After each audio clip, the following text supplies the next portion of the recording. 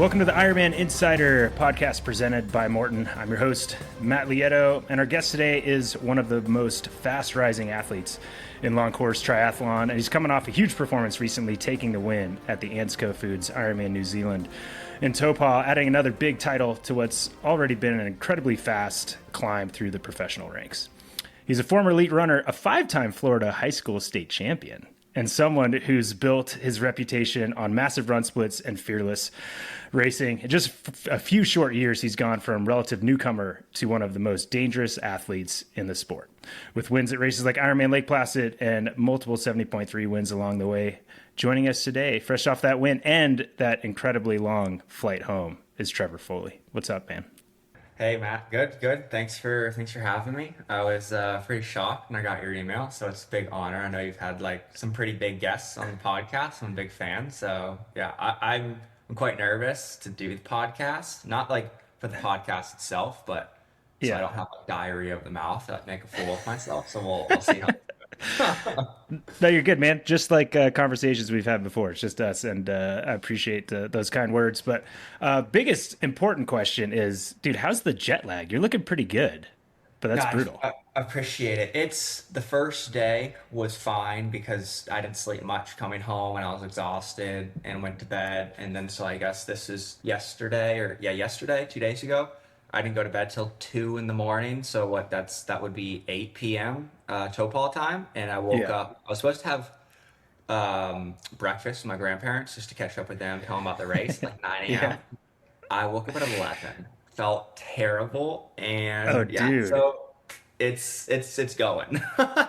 Dude, that's hilarious. And I love that you're like going to have breakfast with your grandparents. That's like the cutest thing ever. And I will say, and I'm not trying to embarrass you here, but we just had a conversation. Trevor was like 2 minutes late to the podcast, and he was like very apologetic. And we both explained that our pet peeves is not when other people are late, but when we're late. So I imagine you were pretty bummed to like miss breakfast by 3 hours. I was so shocked. Like I rolled over at 6 a.m. And again, they live, I don't know, 3 miles away. And I rolled over. It was like 6:07 in the morning. I said, great, I'm gonna just get another hour or so of sleep. I was pretty awake, but I'm just gonna bank another hour real quick. No alarm. Rolled over. It was 11:04 in the morning. And I was like, you have got to be kidding me. I was like, no way. And I like literally like texted my grandparents like, oh my God, I'm so sorry. And blah, blah, blah. So I ended up going over, but I got over there at like 12 in the afternoon. That's awesome. But no, I think just getting back on the time. It's nice going there because you like, what is that? You gained the 6 hours. So then I was waking up at 4 a.m. like thinking I'm like, 4 a.m. club. But now I'm noon club. No, not the 4 a.m. club anymore. No.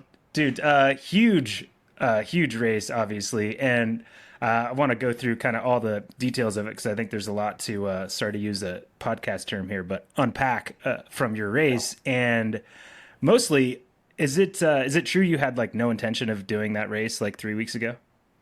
Yep. Yeah. I think I booked my flights and emailed Ironman like on a Tuesday. So like literally less than 3 weeks before the race. Yeah, like not 2 weeks, but like 18, 19 days before the race. So like right before registration had closed.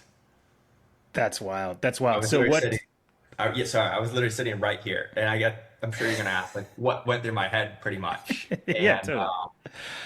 Pretty much just like I had this little office in my house, and I have all my computers, and I don't know, getting my coffee, waking up, checking the pro event calendar to see if anything changed, as I usually do sometimes because I got nothing else to do, like checking training peaks.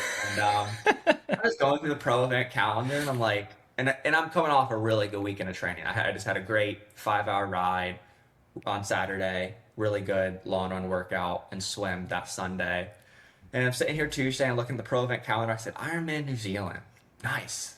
And then I texted my best friend Kyle Glass, who was going to New Zealand to help cover it with Pro Tri News. And then I'm like, I think I might do it. And then I texted Sean, my coach, and I said, I think I'm going to do that. Like maybe I want to do this. And then we talked about it for about an hour. And at the end of the hour-long conversation, it like actually made a lot of sense. And signed up and did the race. Dude, that's amazing. Like it literally was just you like killing time like I do on Facebook Marketplace in the morning. Yeah, 100%. I was just like putzing through the pro event calendar because you got to be on it nowadays. Like if you're not on it, like a race will fill up. So I'm just on it. Dude, that's amazing. And what was that hour call with your coach like? Because I've had similar calls, and it's me like cursing for the first like 10 minutes, like laugh cursing, right? 100%. Is that's how it went down? No, well, I know those kind of calls, but Sean. So I've been with Sean Jefferson, my coach, longest time I've ever had a coach like in my life. Yeah, Holly Sean's sweet. Lawrence's husband, great guy. Me and Sean couldn't be the most different people in the world. Like me, I'm like the yelling, cursing, like have a mental breakdown like once a week kind of person, and Sean Dude, is that like, guy's composed as. dude, he is so like I'll have a great workout, like great workout, great job, like or good job, like on to the next. I'll have a terrible Totally. workout, mental breakdown, on the verge of retiring. He goes, "Nah, let's just try again tomorrow." Or something. Like he's so calm and level-headed. It's just like it's just great. I mean, it's a great personality, especially for me to get coached by someone like him because he just rides the wave. And so I called him. We talked about it. He's like, "Why?" And I was like, "Well, I think I'm getting pretty fit. Like you know that too. Like, and he understands that." It's like, and you probably get it too. Like you get to a fitness point where like you're firing, and my goal was Ironman Texas, and at this point we're 8 weeks away, not 7 weeks away from Ironman Texas. It's kind of dangerous to hold like that good a form for that long, like injury, you Dude. probably burn out. Like it's just you're firing. Didn't mean to fire that early, but I just was. And then so we talked about it. And we're like, if I can piece these last 3 weeks together and not like freak out and do some panic workouts because now I'm going to do a race, it actually makes a lot more sense if I can get the Kona slot in New Zealand because now the rest of the year is just so much more wide open. So we kind of went in that mindset of like, I think I can get the Kona slot. And if we're lucky enough to do that, it just makes the entire rest of the year so much easier. Totally. And that's interesting. And I think to me it's the now was it you that kind of had the awareness that you were at like peak form, or was Sean like Yeah, so it was more so like we basically did no hero sessions the whole build, and it was more so of like a 10-week build of just like 20 to 30 hours a week while balancing all my workouts. Thursday run workouts, Saturday low and rise, where it's like a lot of times in the past I could hit the weekly volume, but I would just have to throw out workouts because I'd be so cooked, if that makes sense. So this time it was like the whole 3 month build, executing everything on training peaks, intensity, and volume. So it worked great. Dude, I think I'm going to mark this for everybody listening. I think this is, we're going to have a lot more great stuff on the podcast. But as far as what you can learn from an athlete like this, a couple things. The biggest thing I think that ruins people's seasons and possibly careers, and I can attest to the latter, is when you're hitting early season numbers that you know are like the best that you can do now. It's so easy for that athlete to be like, even if they're the best numbers you've ever hit and the most consistent you've ever hit, you're like, I can do more. This is when I become like world champion caliber Yeah, athlete. And 100%. it takes a like an athlete generally, a decade older than you with more experience, and a coach that knows what they're doing to be able to, because it's so easy to want to grab Stay that on the like, gas. right? Totally, right? Yeah. Yeah, where it's just like, I don't know, I think coming from a run background, like that's all I did for 12 years of my life. Like in swimming and biking, like, yeah, you can maybe get away with it, but like in running, if you stay on the gas like too much, like you'll break your pelvis or your whatever sacrum, like you'll literally break your bone. So it's like you can't do Yeah. that in running. You have to No, have these ups and downs. totally. And I think what where people get in trouble is because you can get a lot of that volume cycling, you can see those big numbers cycling, you think that there's no ability for like a easily recognizable damage like injury or a stress fracture, is you can just screw up your system by just overtraining and getting chronic fatigue and all that. So it's so easy to kind of go into that. And then the other thing that stands out to me, which is huge, and it took me very late in my career and a lot of athletes very late in their careers to figure out, is the hero workouts, the workouts when you're done and you like, Oh wave yeah. your fist and you're like, this is the best thing ever. You don't want those. What you want No, is no. what you want is, and it took a long time of like injuries and stuff for me to figure this out, but you want is in your head the workout before that workout, where you're like, I did this workout, I know I can do the hero workout, but I'm not going to do that because that's just for like my head. Especially for like an 8 hour, whatever, 7 to 9 hour endurance races, which what we're doing. You know what I mean? Like, Yeah, it's different if you're, I don't know, preparing to run 13 flat in the 5K. Yeah, you probably have to have a quote unquote, like maybe a hero workout, right? For like some of these like VO2 type events or whatever. But like, yeah, for an sure. 8 hour race, like I want to be stacking as many quote unquote high volume aerobic weeks as possible. And like, yeah, if I can do 12 of those uninterrupted, feeling healthy, fit, strong, my hormones, injury, it's all like at a level Yeah, basis, you're going to do great. And like I totally. just Yeah, see some people, I don't know, on the bike, they're just like 8 by 5 minutes, like 400 watts, whatever. I'm like, dude, I don't even care, bro. Like, you have to run 4 hours, but like at like X power or like on the swim, like, oh wow, I do hundreds. That like was an 8 hour race. Like, it's a long time. totally. That's like And it's like those. where my head's at. You know what I mean? Yeah, no, but I mean, and dude, that's impressive that you've been able to have that switch, especially coming from the running background where like seconds matter and those, a For track sure. workout where you're doing something gnarly is a big deal, right? Like it's Yep. shows a lot of patience. And I will say like I think most people like it'd be so easy if you went to New Zealand and didn't have a great race for people to be like, dude, Oh nobody yeah, goes to a dude. race 3 weeks out. That's the dumbest thing Exactly. you ever did. For But sure. looking at now your reasonings and the fact that you guys actually had the wherewithal to go to that race is like literally the opposite of that mentality. And you and Sean Jefferson are smarter than a lot of the folks out there. So good job, team. Appreciate it. Thanks. Probably more so So Sean than me. So I'm a I, psychopath. So I believe that. yeah, Sean Sean has like two huge reins, I'm sure, that he has to pull 100%. back constantly. Yeah, exactly. Dude, that's great. Okay, so let's talk about the race, man. Like, there's a lot to me that stood out, and I want to hear what stood out for you. I mean, it's easy, but the first thing, dude, is because I've been like we've talked years ago about Yep. your future in the sport, and like obviously was able to see your talent pretty early on some races that I commentated on, and the biggest thing holding you back was experience, but your swim. And to me, I'm like, dude, 52-minute swim in New Zealand, like that's got to be you patting yourself on the back and like pretty excited about that. Yeah, I mean, it's just like, man, when you swim, I mean, the closer you are to the front, the easier the race is. I got to tell you, like, I've been 12 minutes down on an Ironman before. I'm just like, No oh my way. gosh, it's like a mountain. And my my wife is actually sitting in the living room working on the computer right now. She's gonna kill me for telling the story again. But yeah, 52-minute swim in basically I'm about to tell you about Sophie. But yeah, Yeah. 52-minute swim in New Zealand, swam with the second pack for about 1,500 meters. It's like really nice. Usually, like I've been getting to that point the last 12 months where like I can swim with like that 50-minute group or the 24 flat group in the 70.3 for like 25 to 55% of the race. And then like Right.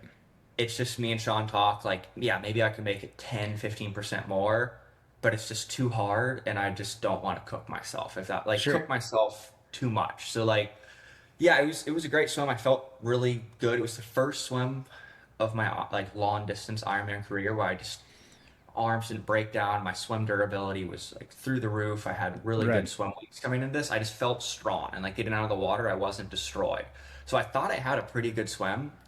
And then I'm running through T1, didn't feel great through T1, and I see Sophie like a kilometer into the bike, and she's like, "You're six down," and I'm like, "Okay, like that's fine. Like six is like 5 to 6 is what 5 to 7 is what I'm usually down. So like Sure. six is like I think I've talked about Solana before. Five, you can still win the race. Six, it's getting hard. You're gonna have to have the best bike run. Seven is Yeah. it's probably impossible. So six, I was like, okay, like I still have a shot. You know what I mean? That's fine.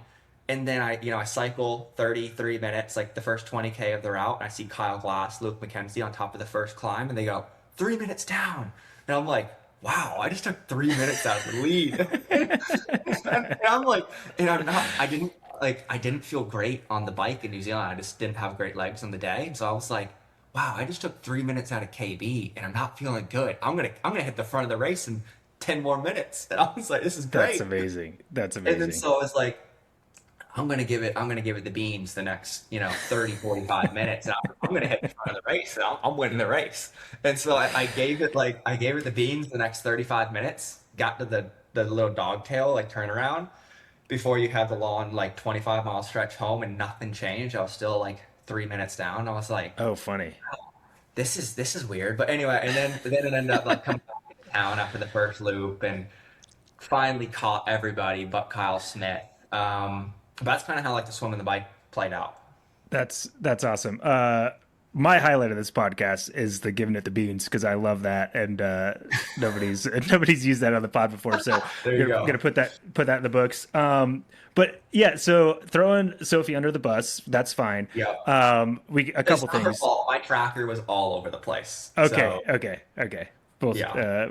I can appreciate that, but in the end, your race probably would have panned out a little differently if you didn't give her the beans for that period of time. Like when I say like give it, like I'm saying maybe 15 watts more. Like I thought I had Okay, already got it. Yeah. taken 3 minutes out of KB at like upper zone 2 power. I'm just like, wow, like I'm just super aero today or something. You know what I mean? So like, but like I think it was funny because since I didn't have great legs in the day, I was kind of not like in a pity party, but I was kind of like not the happiest because I didn't have great legs. I thought I was 6 minutes down. I was like, man, this is going to be a really long day. If she would have told me I was 3:45 down from Kyle Smith, 2 minutes down from Christian out of the water, I would have been like, oh, like game on. Like it honestly maybe helped me because I Yeah. maybe would have done 400 watts for the first hour and forced myself to the front of the race where it's like Right. this time I was like, you're kind of so far out of contention, let's just make it an Dude, IT, if that makes sense. that's You know what I mean? yeah, totally, and that's so funny because it's like that. It's almost counterintuitive, but that is a gift in Ironman, right? Because like if you get out and you're like, "This is my day, I'm gonna do it, let's do it," you're screwed. You're absolutely screwed. Yeah, you're done. You're done. I think Jackie Herring told me this before my first Ironman win ever. Ironman Lake Placid 2024. Sophie Yeah, and I are. You've been to Lake Placid. Like there's some yeah. rocks and like the little boathouse thing right there, and we're sitting there putting on my swim skin, and I'm having an absolute mental breakdown. Like I'm freaking out, like so nervous. And Jackie comes up to me and she's like, Trev, like relax. Like if you do an Ironman right, it's not like that hard until the end. And I was like, yeah, you're right. And that's kind of like, oh, like, obviously it's hard, but like your heart rate shouldn't be threshold in the first 2 hours of the race. You know what I mean? Yeah, and for what you're trained for, and for this certain extent for amateurs as well, listening, somebody told me this years ago, but it's kind of a catered training day, right? Like if you do your training day well, that is your best Ironman performance. You're just like walking around with people handing you Maurten gels. Like that's the deal. Yeah, for sure. Like, yeah, I mean, like to quote Lionel again, when like another great quote that I live by from him is like, no one gets to the first half of the half, like no one gets to 21K in the half marathon and goes, man, I really wish I would have ran the first 21K harder. Everyone's just like, oh my God. You know what I mean? So it's just like, yeah, it's like if you can just like, yeah, just pace it out. And again, I've done Ironmans, like you said, like that where I'm going out at 400 watts and I'm like, oh, I'm gonna, what's the saying? Like take the boats and burn the boats at the same time. Like I'm doing I'm killing everybody. And then there's some races where it's just like I just pace myself, and it's funny. Like the most of the races where I just kind of pace myself, I do much better. Who would have thought? Yeah, it turns out, and I'm gonna Google search "burn the boats" after this podcast is done, so Yeah, I can it's see what something that. like take the boats and burn them at the same time or something. I don't know, something like That's awesome. I love it. Okay, yeah, a lot I want to talk about with that and your pacing because I think I have seen you race a lot, and I've seen you do it well, and I've seen you do it maybe not as well, and I can tell that you're learning your lessons when you're not doing it as well. But let's talk about how that bike panned out, right? And in general, like you said, going into New Zealand, you were looking for a Kona spot, right? So I assume that meant you're like, okay, whoever KB is going to win or somebody, like I just need to be there and be consistent. Yeah, like pretty much in my mind, like what Soph and I had talked about like the day before is Rasmus Svenningsen Hmm. won Ironman Chattanooga. He had a KQ. Monster, monster. Yeah, yeah, absolutely. He's nicknamed the Terminator, and he's also the nicest guy in the world. Like he's lovely. Totally. Christian Blumenfeld, world champ, so he has his Kona slot. So then I was technically the only people I like really cared about is like Mike Phillips, Pierre Lacour, Ben Hamilton, Hansen, like just like those six people, Yeah. Moody, that didn't have a Kona slot. And so I was like, those two guys can go 1-2. I'm racing the Kona guys. Like that's all I care about. And yeah, so as the bike like played on, yeah, like I said, I didn't feel great. The roads were obviously bumpy, but I ran 30C tires because I don't know, maybe that's not the quote unquote fastest, but I just wanted to optimize comfort. Dude, I am Uh, there with you for that course 100%. yeah, like I ran 30C tires, chose a shallower front wheel just to be a bit more nimble, and a bit lighter, and then rode a little bit lower of PSI. So yeah, just like prioritizing comfort, if that makes sense. Totally for Yeah. your question, but like, yeah, Yeah. that like the six guys besides Sven and KB, that's kind of who I was focused on. Yeah, that's right. And I think, and dude, that's smart, especially for that course. I think that, comfort is also a deposit you're putting in on your run form and your For sure, and I capabilities on the think run. comfort is speed, right? Like it's directly correlated. If you're not comfortable, you're not going to be able to hold arrow. You're Yeah. not going to be able to run. Like if you're comfortable, you're going to be able to push more power and you're going to stay in the bars. If you're not comfortable and you're riding like super rigid tires or a setup, I don't know, maybe you have to get out of arrow every 10 minutes and like pump on the pedals just to like stretch your back or something. Yeah. So okay, so you've got that in mind where you're hoping to finish, in front of, a few of those guys that you mentioned, Yep. and when you get on the bike, I assume and I watching Hansen come into transition, he was like, "Where's my bike?" Because it's like usually a lot easier for you to find your bike, Yeah, Matt, he had a because he great had the spot. swim of his life, right? So I Unbelievable. imagine you had some alarm bells when you're like, okay, the one guy that can outrun, or two of the guys that maybe can outrun me are up there. Like I need to get to that group. Yeah, like not a lot. Like to be honest, like not alarm bells, more like more so like I don't know. Like I didn't like I said, I didn't feel awesome coming out of the water, but more so just like I'm so used to coming out last. Like I think I came out second to last in Kona. Like the alarm bells have like stopped ringing like a year ago. Like I'm just like so Okay. numb Yeah. to it, if that makes Yeah. sense. And like Yeah. no offense to Matt Hansen, great friend. Sure. I usually outbike him most of the time. I mean, he usually outruns me, but like I'm I'm usually not worried about catching him on the bike. This time it took a lot longer, and then it took a lot longer to drop him. He just had a great, I mean, he had a great Dude, triathlon. crazy. Yeah. But yeah, I don't know. I was just so focused on my own. Like Sean and I were focused on our own process this race of like swim, bike, run. I really didn't care about like anybody else. Like Awesome. in the big picture, I was just like, do my watts. Like my saying this year is like, if I swim X, bike X, run X, and I get beat, you got to just tip the hat. You know what I mean? Like, good job.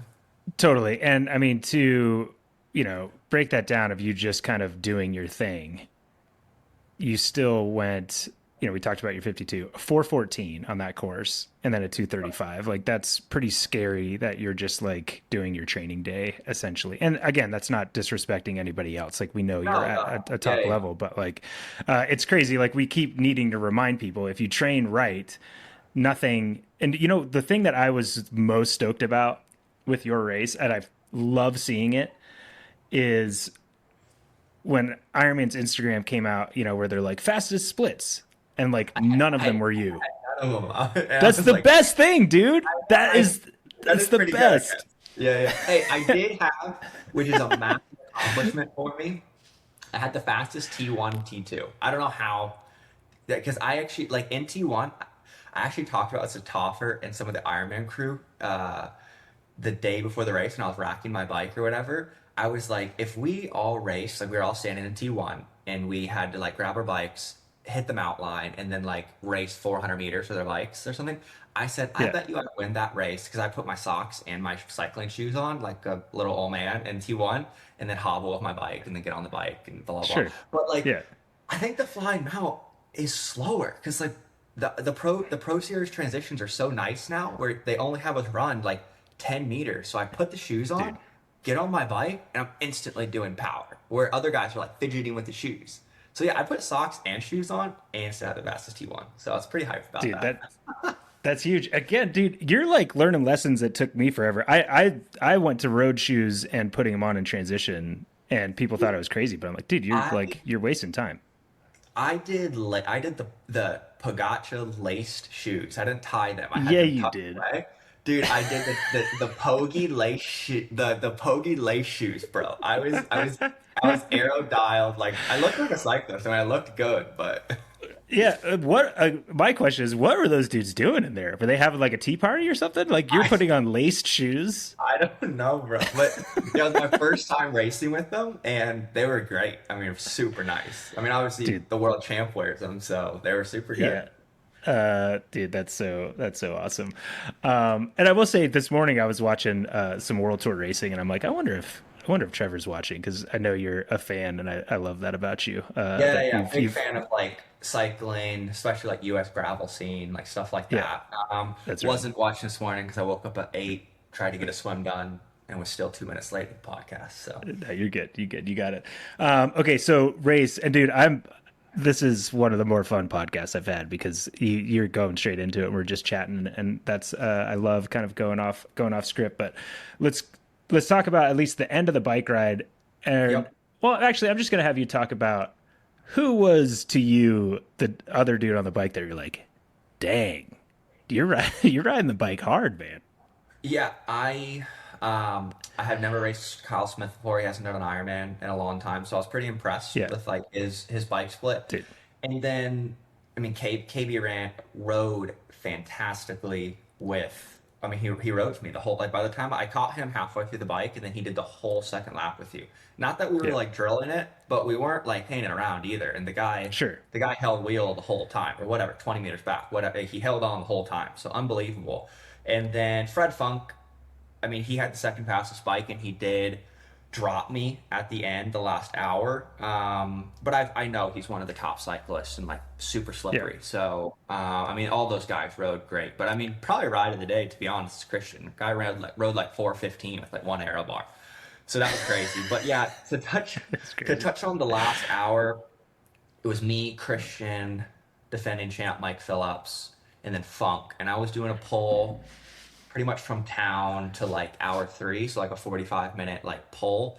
And then Yeah. Funk came around, and I was hanging behind him for 20 minutes, but I was dangling, dude. I was dangling from like 20 to 40 meters, just like hating life. And I was like, dude, this sucks. And I was just so tired. And then I was just like, you know what? I had a great run. I'm not going to just bury myself for the sake of burying myself to gain an extra 90 seconds or whatever. You know what I mean? So I ended up just like Yeah, throwing sure. it out, kind of settling the bike down the last hour, letting Funk go, and then pretty much just rode it in with Christian, Mike Phillips. I think Mike just, oh yeah, Mike did come out. And then, yeah, the three of us rode into T2 together. Yeah, it was fun watching Mike race. Like nobody has anything negative to say about that guy, and everybody I think at times can when a field like this comes in, all the attention can be on like Blumenfeld in the field. But I think people did a pretty good job of giving Phillips the credit he deserves on that course Yeah, and in for sure. general, I mean, right? he had a great race. I mean, he was Yeah, in it all day. yeah, And I mean, those Kiwis, I think someone else said it. It's hard to if you're not dude. New Zealander or Australian, like it's hard to win one of those races down there. It really is. Like those guys are dialed down there. Fueling has become a huge part of modern long course racing, and a lot of athletes out here today rely on Maurten, the official sports performance nutrition partner of the Ironman Global Series. Carbohydrates power endurance performance, not just on race day, but in the training that leads up to it. Fuel well, and athletes can train harder, recover better, and ultimately perform when it matters most. Maurten's patented hydrogel technology helps deliver those carbohydrates while remaining gentle on the stomach, helping move fuel through the stomach to where it can be absorbed more efficiently, reducing many of the GI issues athletes sometimes experience with traditional sports fuels. And Maurten is available on course at all Ironman and Ironman 70.3 races worldwide. Yeah, sweet, dude. Kyle is a legend, and he puts himself out there. But okay, so we get on the run, and we know Kyle had some issues kind of later, but it was kind of a run. I would say it was a run battle, but knowing and watching you, the way you were running, it Hmm. seemed like it was a battle, but contained. Like you seemed like you were kind of in control that whole time.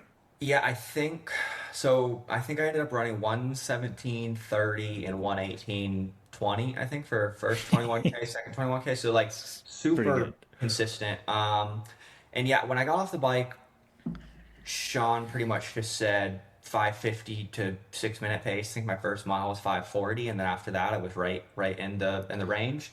Really wanted to take that first 10K to like recover, hit the aid stations hard, lower my heart rate, and just feel pretty good. And usually that first 21K, as long as you've kind of taken care of yourself, trained adequately, it's not that hard.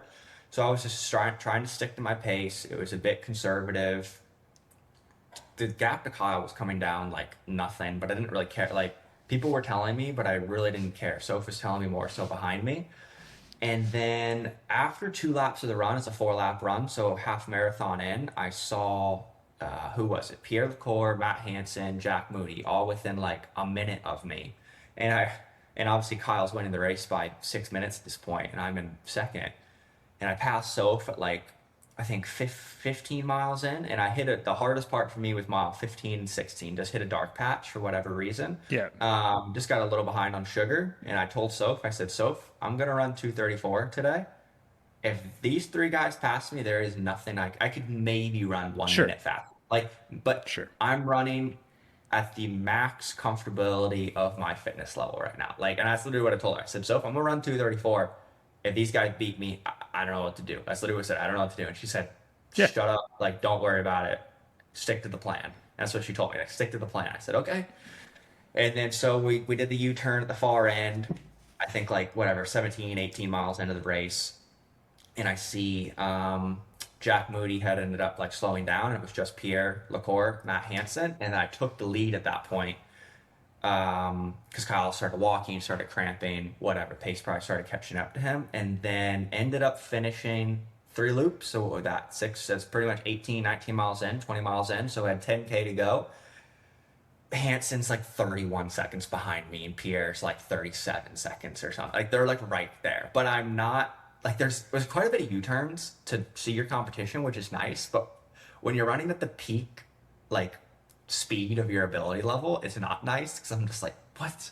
Like this, like how are they doing? You know, like come on. Yeah. And Yeah. so then I pass Soph.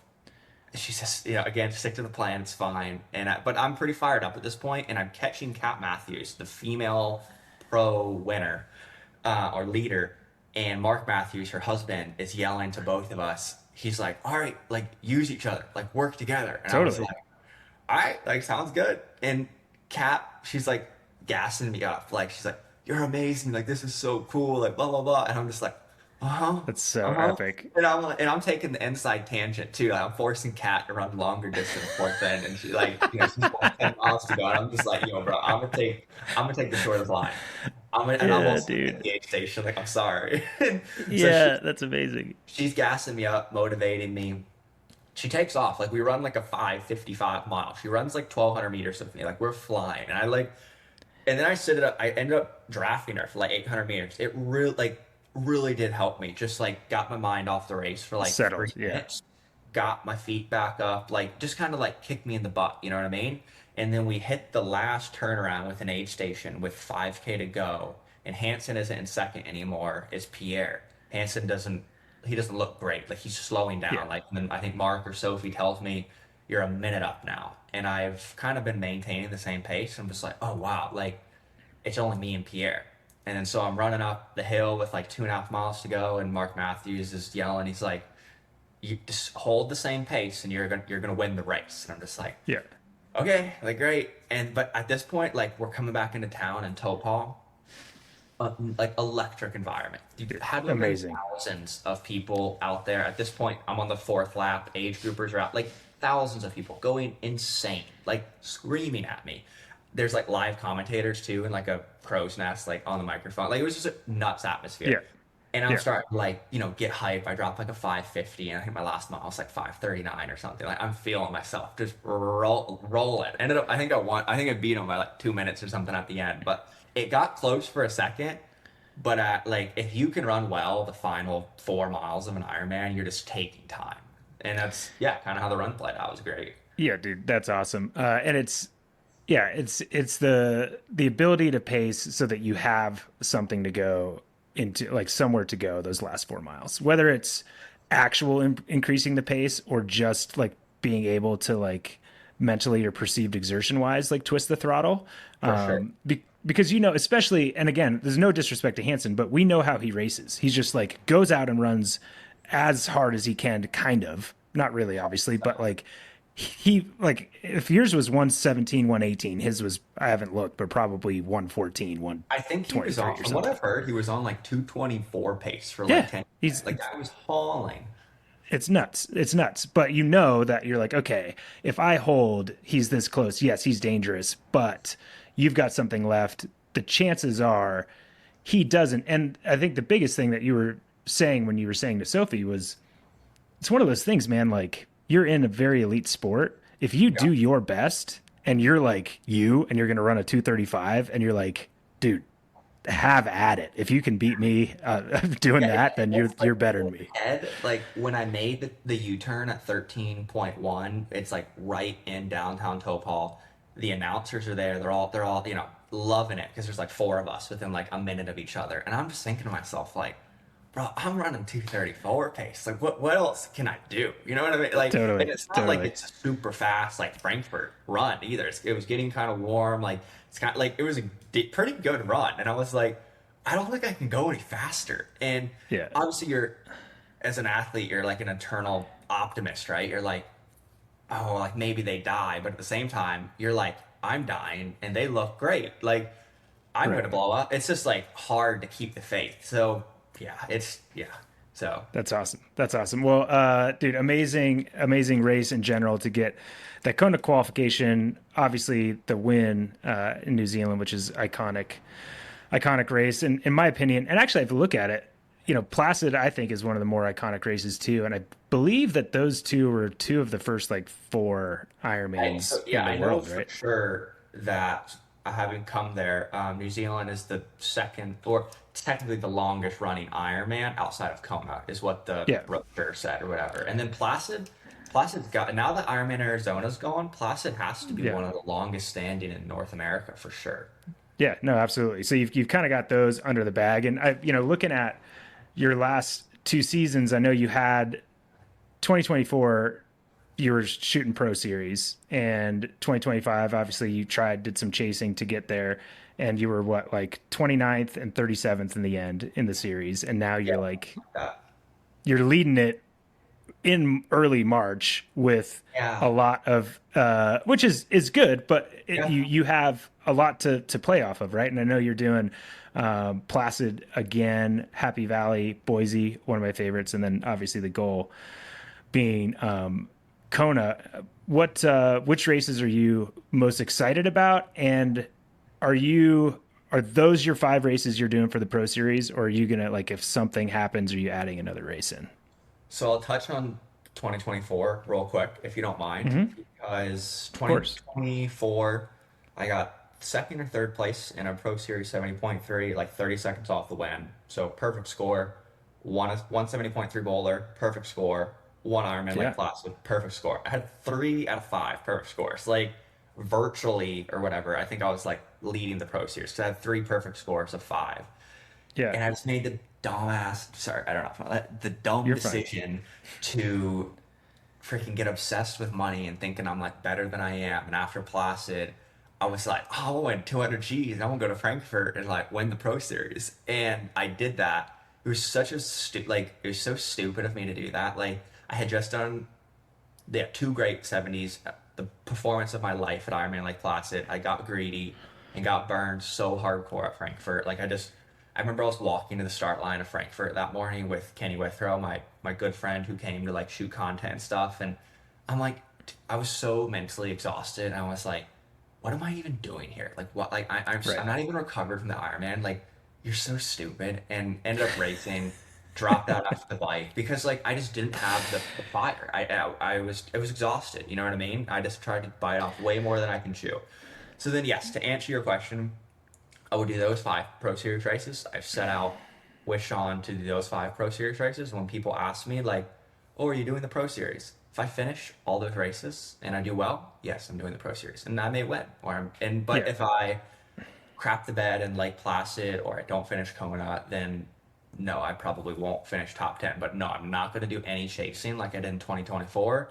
I hope all of those races go well and I can win the Pro Series, and that'd be awesome. But yeah, if I just have a Yeah. rough day, I won't be chasing it. That's awesome. I asked This you is that question right now. in that This is way. yeah. Totally. I asked that question because that's the answer that I wanted to hear. Because, and not a hindsight thing, but I will say, and I think you're okay with this, but I was thinking the same thing about your Frankfurt before, Oh, like when I heard like you got on that flight. I was like, dude, I get it, but like, dude, no. But you learned your lesson, so that's fine, man. yeah, That's I the learned my dude. You're lesson. That 26. was yeah, at the time I was 24. Totally, Yeah, I had never even left America. I was like, yeah, I'm gonna go race Christian dude. Blumenfeld in Frankfurt off a 5 day notice and win the race and win the Pro Series. Dude, Like, bro, what are you doing? You know, like go that's race awesome. 70.3 Michigan as a tune-up and then go do well in Kona. Like, whatever. Totally. But if anybody gives you too much crap for that, they forgot what it was like to be 24 years old. So, 100%. Like I was like, I'm the man right now. I won 3 of my races. I'm good to go. I'm gonna win 200 grand. dude, that is so awesome. I love it. So yeah, and I think that the like 5 or 6 races on the calendar do not deviate is the way to do it, and it's the only way that you're gonna have success because we've seen the chasing tail from athletes. I'm not going to make more examples. You Yeah. made yourself a fair enough example, and the reality is, and this is our next subject here, you want to be your best self in Kona and Yeah, like yeah. chasing the pro series in the end. Yes, winning 200 grand versus the lower prize purse, that's fine. But like you in Kona at 26 years old, your career is different. Like all that money takes Yeah, care of and itself. like I've talked I sat down with Sean when he first started coaching me pretty much this time last year, and he's like, what is, because we decided last year not to do Ironman Nice, the world champs, and he basically sat down and he's like, what's your goal? Like what do you want your goal to be? And I said, Kona. And so basically, yeah, we decided not to do Ironman Nice, and we've just dedicated the last 18 months to Kona. In 2024, obviously I didn't finish Hawaii, but I had a pretty like I had the second fastest bike split. Like I crashed right before T2 or Yeah. whatever. I would have like 400 or whatever. Like I would have came off the bike in 14th place, and I came off with Cam Worth. He got 7th place. I was running really well that year. Maybe it could have been top 5. Like I think I could have been top 10 on my debut at 24 years old. I Sure. would have, if I raced smart, could have got top 10. If I raced like an idiot and my friend was there, he would have told me, you're a minute down from Patrick Lane out of T2. I probably would have sprinted, led the world champs, walked the last 10 miles of the run. But either way, I would have either been top 10 in the world or I would have led the world champs, even for a second. You know what I mean? So like, I kind of know, like, I've had good success there, so it gives me motivation to be like, I know how to race there. I know how to swim. I know how to ride the bike there. So like, yeah, I just want to put a lot into Hawaii and yeah, try to get a whatever top 5 or something like that. Like put my best foot forward in that race.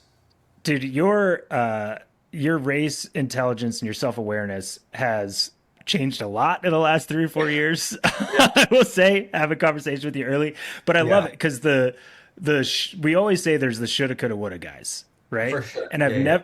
I've never heard a shoulda, coulda, woulda where it also still included humility because you could have been top 5 if you Yeah, had a yeah. good I could race, have like for quote unquote for pretty sure. easily been top 5, or I could have pretty easily walked the last 10 miles.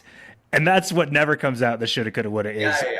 realistically, I was still kind of a dumbass and I would have tried to For win and sure. it Yeah, wouldn't have yeah. worked. Like if I was there, you're a minute from the leading the world champs. Knowing me, I probably would have just stormed the castle, led the world So, champs, and just got yes, some sick photos for like 6 miles, and then coming back from the energy lab, rethinking my life. dude, that's amazing. Okay, so in that or saying all that, I mean, you've learned those lessons. I was gonna say, is there anything that you feel like you need to do to have your best performance there that's not everything that we're just been talking about now already? Yeah, I think honestly, staying healthy, sticking to the plan, and it's all just like basic stuff. But like for me, that's big stuff. Like not, deviating off the path, and that might be super easy to stay on the path for some athletes. But me, like you can ask Sean or Sophie or Adam or David, my managers. Like I'm like squirrel. I'm just like, oh, let's like go try to win Yep. unbound, or let's like go try to run like 2:10 for marathon, or oh, let's go race 5 70.3s in 5 weeks. Like, and Yeah. that's how I was like when we first started chatting. When I turned pro, my first pro season was 2021. That's how I was, and like, Yep. in a little bit of my defense, I know that wasn't like the best thing to do, but like I'm also 21 years old. Totally. I've got $100 in my name.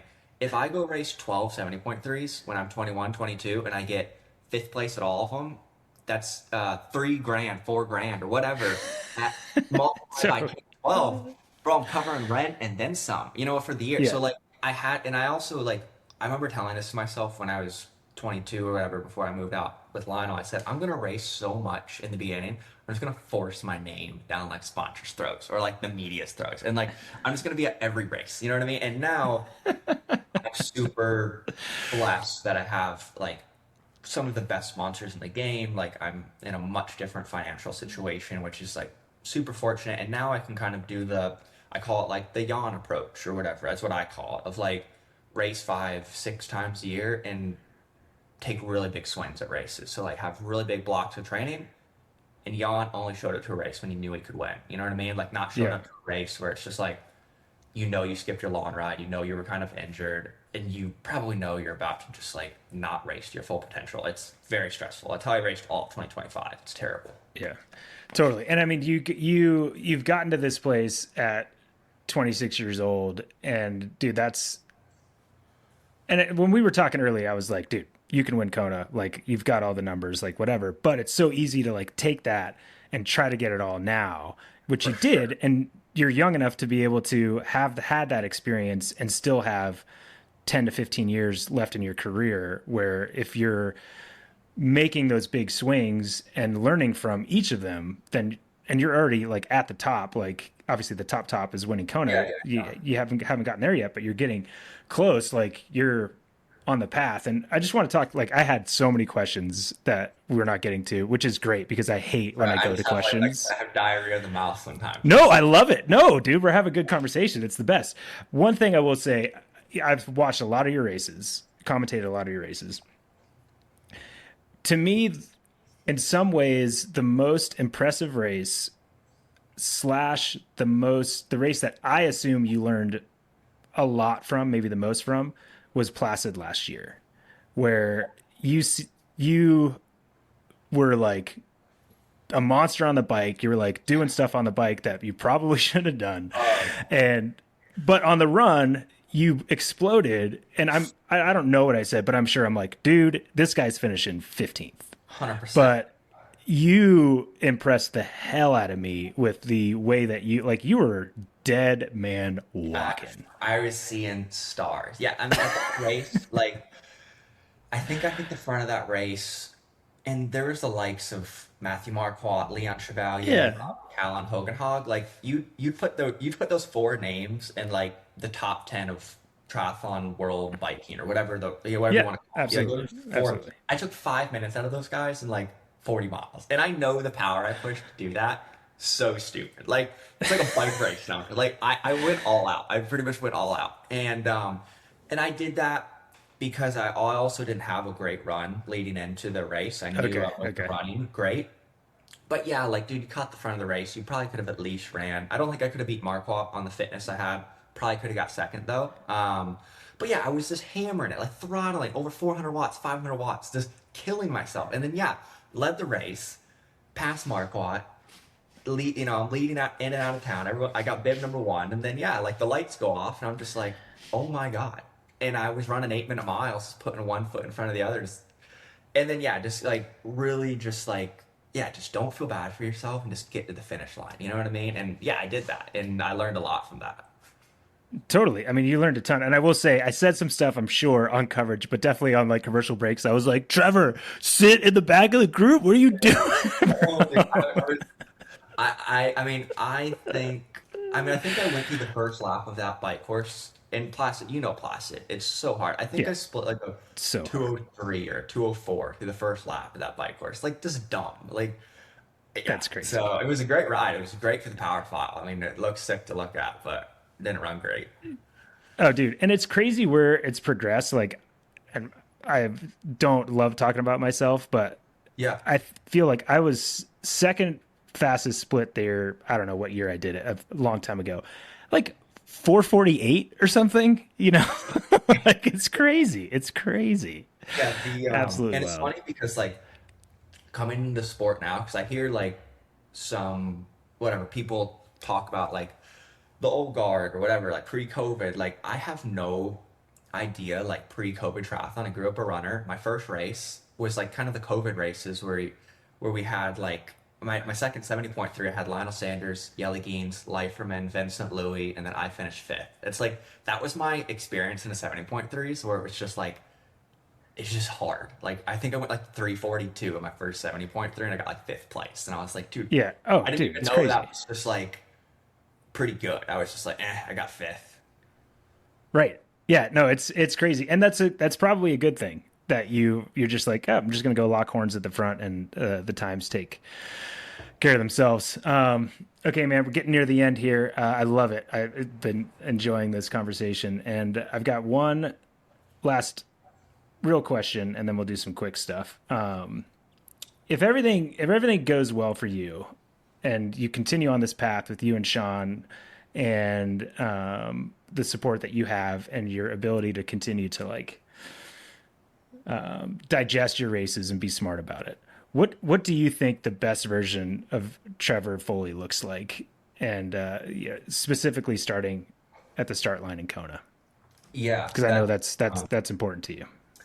yeah, it's really important. And it's like super stressful or intimidating to like get asked that question about to like say that to Yeah, like yeah, thousands of people. Because if you don't achieve it, it's super embarrassing. yeah. No, But yeah, like if you just put all the critics aside and don't listen to the people on, in the internet who are gonna cook me if this doesn't come to fruition. But yeah, I think like whatever. If I can put the next 5 years together with Sean, staying healthy, having good sponsor financial support, like yeah, I think I could win Kona. Like that's insane to say, but like yeah, I think like swimming a few minutes down and then having probably the best bike run combo of the day or like one of them, like I think I have the goods to win. But at the same time, like what me and Sean say is in Kona there's probably like when it comes to October, realistically there's probably only 4 to 8 people that actually have a shot to win, like actually have a shot to win, that have done everything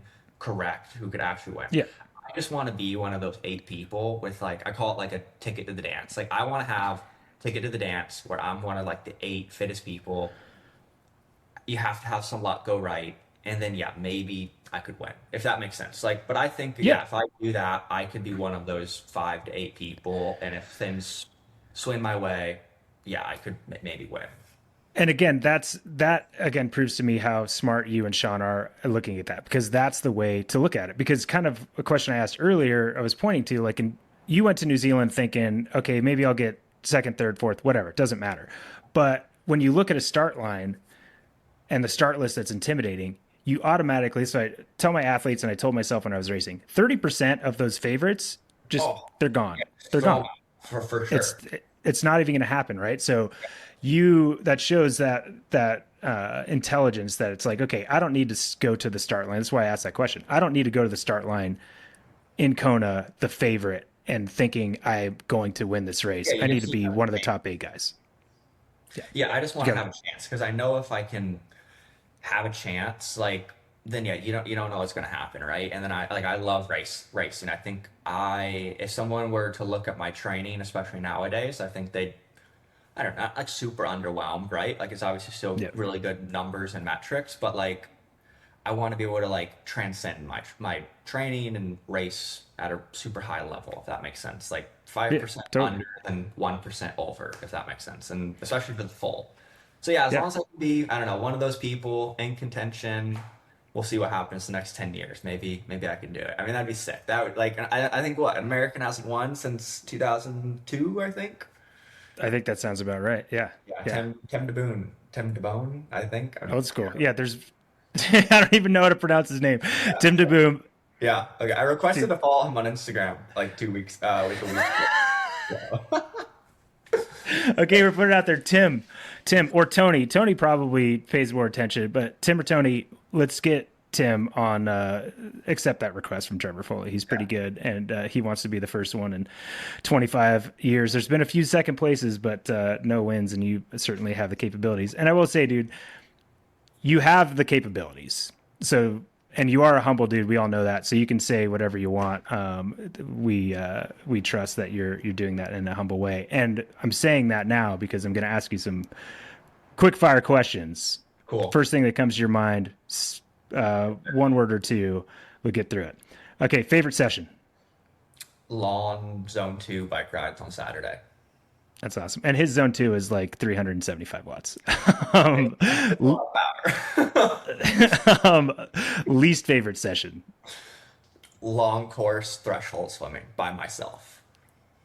Oh, dude, that's terrible. Like you have That's a to nightmare. add by yourself. If I got the group, Yeah. it's fine. By myself, Worst thing ever.